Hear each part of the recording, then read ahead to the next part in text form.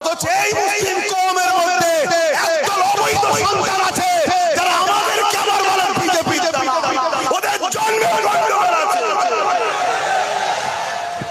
সবথেকে বড় বিজেপি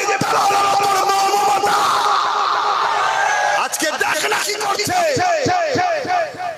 কিন্তু দুঃখের বিষয় এ জাত সামান্য পয়সায় বিক্রি হয়ে গেছে।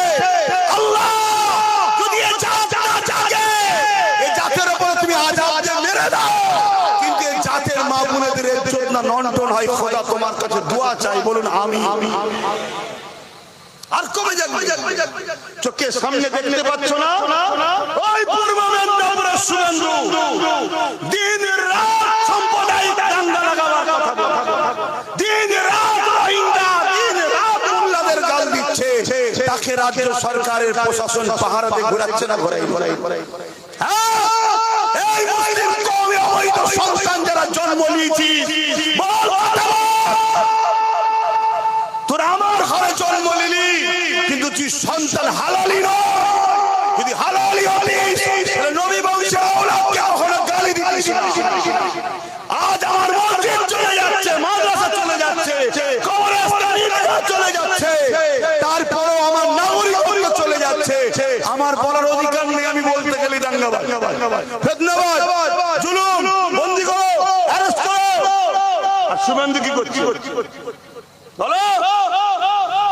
এখানে পাশে অর্জুন সিং কি করছে? বলছে ইসলামে নাকি রেপ করা ভালো কাজ।